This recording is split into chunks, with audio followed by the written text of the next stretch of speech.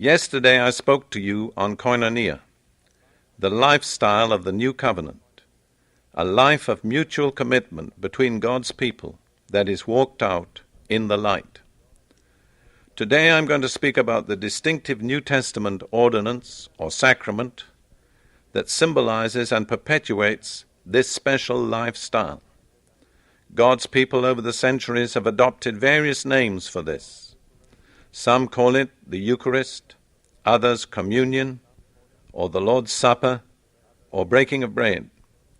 For my purposes today, the name is not important. In my talk today, I want to show you the direct connection between this ordinance and the covenant on which the Christian faith is based. In fact, I want to picture it for you as a covenant meal. We remember, of course, that it was at a meal that Jesus instituted the Eucharist or the communion or the Lord's Supper. That's why it's called the Lord's Supper. After the Passover supper, which he'd eaten together with his disciples, he took two of the simple elements that were on the supper table, the bread and the wine, and he used those two elements to institute this very sacred and solemn ordinance or sacrament, whatever you want to call it. Here are the words that describe what Jesus did in Matthew 26, verses 26 through 28. And while they were eating, Jesus took some bread, and after a blessing, he broke it and gave it to the disciples, saying, "Take, eat, this is my body." And he took a cup and gave thanks and gave it to them, saying, "Drink from it, all of you. For this is my blood of the covenant, which is to be shed on behalf of many for forgiveness of sins." Notice that through that simple exchange with his disciples of the elements of the bread and the wine, he entered in to the new covenant. This was the way in which he instituted that covenant. Always bear in mind that the word covenant and the word testament are the same in the original language. So when we speak about the New Testament, we're speaking about the new covenant. This is how the new covenant was initiated between Jesus and his disciples. Therefore, it's a very solemn and significant and important event for all those who are committed to Jesus. What were its purposes?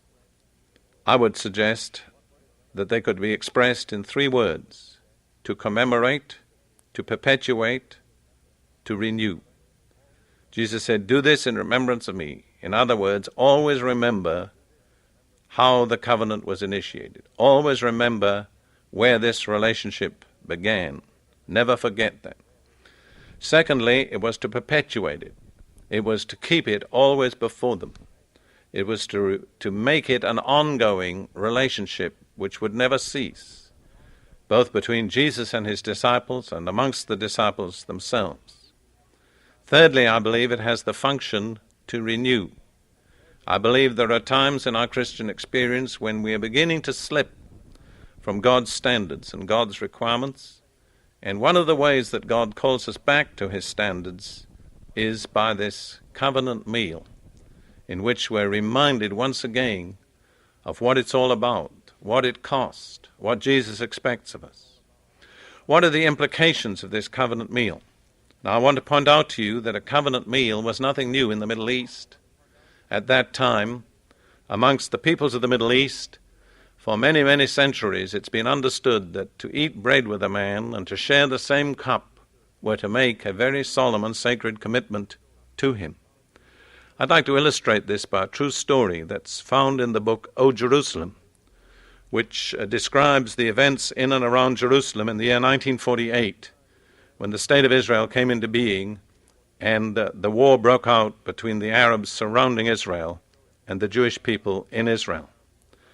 This story can be found in chapter 29 of the book, O Jerusalem.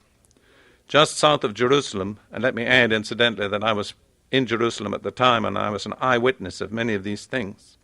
Just south of Jerusalem there was a Jewish kibbutz known as Kfar Etzion, which was isolated and which the main Jewish forces could not protect.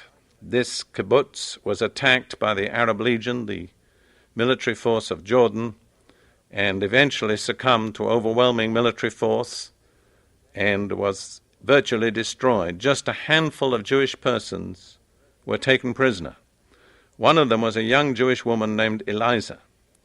The Arab soldiers captured her, and as would be almost, I might say, normal in that situation at that time, they regarded her as the legitimate booty of war.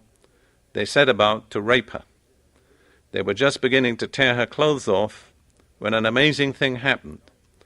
An Arab officer walked up, shot the two soldiers dead, then pulled a piece of bread out of his pocket, gave it to this Jewish woman, and said, "Eat this." When she had eaten the bread, he said, "Now you're under my protection. No one will touch you." Why was she under his protection? Because she'd eaten of his bread. In other words, he'd established the visible covenant relationship with her. And even in the passions of war and of lust, those Arab soldiers respected that covenant relationship between their officer and this young Jewish woman. You know, whenever I think about that, I say to myself, those Arab soldiers, and probably most of them were Muslims, had in many ways a much clearer understanding of what it means to break bread than many professing Christians today. Once bread had been broken between their officer and that woman, they were obligated by that sacred covenant symbol not to turn against her, not to abuse her, but to respect that relationship. So what does that covenant meal mean in terms of our relationship to one another? I'm going to give to you 4 words: commitment, unity, love, and loyalty. And I want to emphasize that last word. Once we break bread together, we are committed to be loyal to one another. Now I want to turn to Paul's explanation of this covenant meal, which is found in 1 Corinthians chapter 11, verses 23 through 30. I'm going to read those verses. "For I received from the Lord that which I also delivered to you, that the Lord Jesus, in the night in which he was betrayed, took bread. And when he had given thanks, he broke it, and said, 'This is my body, which is for you. This do in remembrance of me.' In the same way he took the cup also after supper, saying, 'This cup is the new covenant in my blood. Do this as oft as ye drink it, in remembrance of me. For as often as you eat this bread and drink the cup, you proclaim the Lord's death until he comes. Therefore whoever eats the bread or drinks the cup of the Lord in an unworthy manner shall be guilty of the body and the blood of the Lord.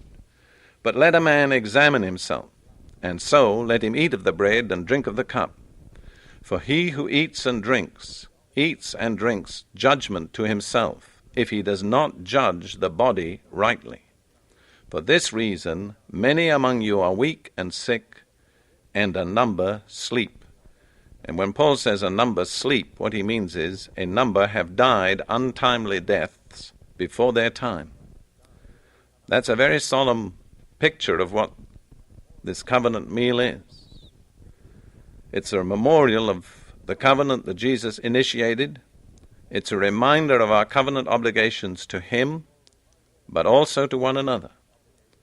And Paul reminds us that we have, in partaking of this meal, to judge or discern the body rightly. That does not mean merely to discern the bread as the body of the Lord, but it means also to discern our fellow believers who partake with us of the same covenant meal as members of the same body. In 1 Corinthians chapter 10, Paul had said, because there's one loaf, and we all partake of that one loaf, it means that we are one body. So to discern the body is to discern the unity of all who partake. It's to discern that we're all members of one body, that we all have a covenant relationship with one another. That means that from the moment we enter into that relationship and renew it by the partaking of this covenant meal, we are committed to be loyal to one another. Just like those Arab soldiers, in spite of their own personal feelings, had to respect that Jewish woman because their officer had broken bread with her. So regardless of our personal attitudes or emotions or feelings, when we break bread, when we take the covenant meal, we are obligated by that very act to be loyal to one another. We cannot afford to be treacherous. The great sin of Judas was summed up in Psalm 41 verse 9 prophetically, where it says, "He who did eat of my bread hath lifted up his heel against me."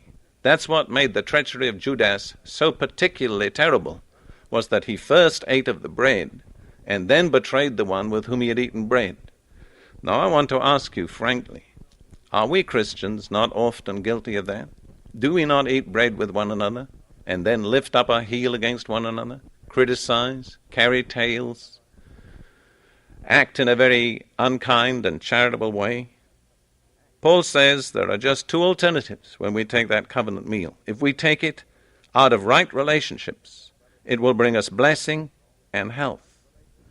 But if our relationships are wrong, it will bring us judgment, sickness, and death. That's a very solemn thought.